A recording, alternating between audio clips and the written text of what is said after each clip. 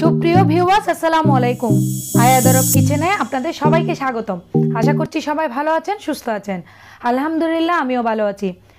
আমি ফারজানা খান বরাবরের মতো আবারও চলে এলাম খুবই মজার এবং সকলের পছন্দের একটা রেসিপি নিয়ে। আজকের রেসিপি হলো আলু ভর্তা রেসিপি। চলুন দেখে নিই সহজভাবে মজাদার আলু ভর্তা রেসিপি। আমি 1 কেজি আলু নিয়ে নিয়েছি এবং 1 কেজি আলু 2 টুকরা করে কেটে আমি ধুয়ে পরিষ্কার করে একটা পাতিলে নিয়ে নিয়েছি। এটাকে আমি দিয়ে দিয়েছি সিদ্ধ হওয়ার জন্য। এটা প্রায় আধা ঘন্টা পর সিদ্ধ হয়ে গেছে। এবার আমি পানি থেকে উঠিয়ে নিচ্ছি।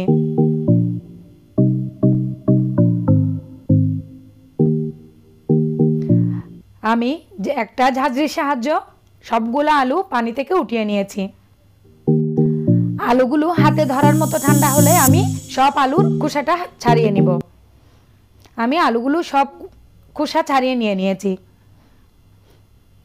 সবগুলো আলুকে হাতের সাহায্যে কষলিয়ে ম্যাশ করে নিব।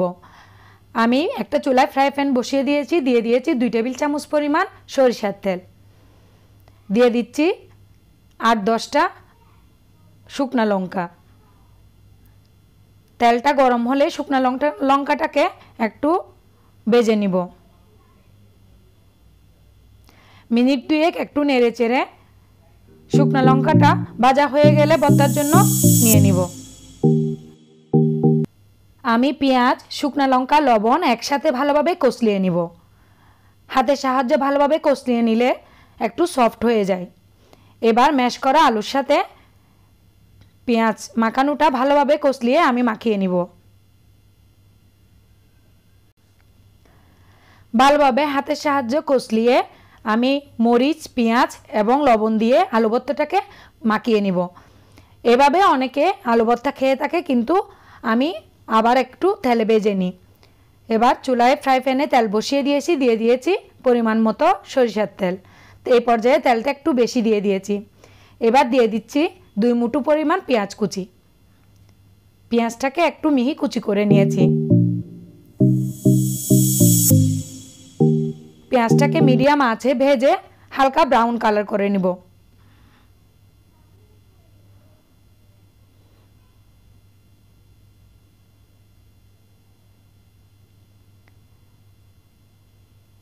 অল্প কিছুক্ষণ ভাজার পর যখন পেঁয়াজটা বেরেস্তার মতো হয়ে যাবে, তখন আমি মাখিয়ে রাখা আলু ভর্তাটা ওখানে দিয়ে দিব।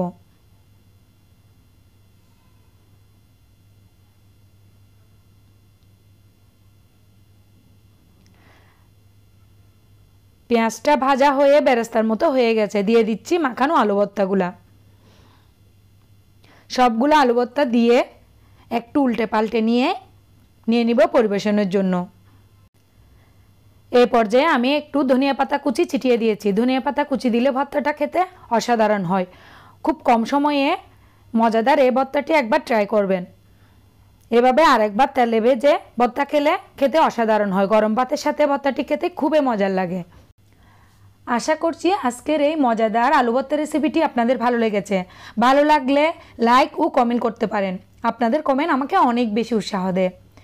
ফ্যামিলির সাথে শেয়ার করবেন। আর প্রতিনিয়ত নতুন নতুন ভিডিও পেতে যারা এখনও আমার চ্যানেলটিকে সাবস্ক্রাইব করেন নাই, প্লিজ আমার চ্যানেলটিকে সাবস্ক্রাইব করে দিবেন। আর পাশে থাকা বেল আইকনটি অন করে দিবেন। এতে করে আমি ভিডিও আপলোড দেওয়ার সাথে সাথে আপনার মোবাইলে ভিডিও নোটিফিকেশনটি পৌঁছে যাবে।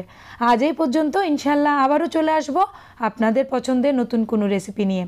সে পর্যন্ত সবাই ভালো থাকুন, সুস্থ থাকুন। Thanks for watching this video. Stay with us, live love and respect. আসসালামু আলাইকুম।